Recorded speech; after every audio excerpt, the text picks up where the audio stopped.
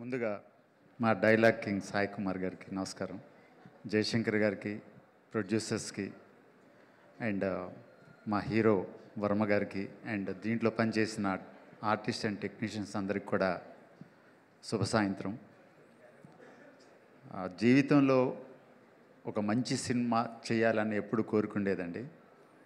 ఈ సినిమాలో హరిషడ్ వర్గాల గురించి ఈ సినిమా తీయటం మన జయశంకర్ గారు చేశారు.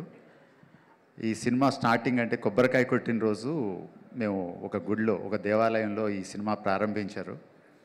ఆ కొబ్బరికాయ కొట్టిన రోజు నేను ఆ రోజు షూటింగ్లో పాల్గొన్నందుకు, నాకు ఒక మంచి క్యారెక్టర్ ఇచ్చినందుకు చాలా ఆనందంగా ఉంది.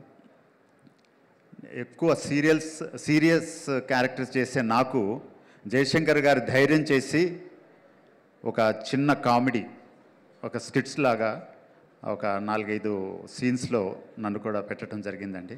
చాలా వండర్ఫుల్. సనాతన ధర్మం గురించి, హరిషడ్ వర్గాల గురించి చాలా క్లియర్గా, డీప్గా దీంట్లో తెలియచేశారు. హరిషడ్ వర్గాల్లో మనకు శత్రువులని ఇందాక గురువుగారు చెప్పినట్టు, దాదాపు ఈ హరిషడ్ వర్గాల్లో మన శత్రువుల్ని దూరం పెట్టాలన్న ఉద్దేశంతో నేను చాలా వరకు కొన్ని అంటే కామ, క్రోధ, మోహ ఇవన్నీ కూడా నేను చాలా వరకు దూరం పెట్టుకుంటూ భయంతో వాటిని దూరం పెట్టడం జరుగుతుంది. ఈ సినిమా చూసిన తర్వాత ప్రతి ఒక్కరూ దీని గురించి ఆలోచిస్తారు. మనం వీటన్నిటికీ దూరం ఉండాలి, భక్తి అనేది డెవలప్ చేసుకోవాలనేది ఈ సినిమా ద్వారా మనం తెలుసుకోవచ్చు. ఈ సినిమా సూపర్ సక్సెస్ అవ్వాలని కోరుకుంటూ, జయశంకర్ గారు ఇంకా మంచి మంచి సినిమాలు చేయాలి. ఈ సినిమా కోసం చాలా కష్టపడ్డారు.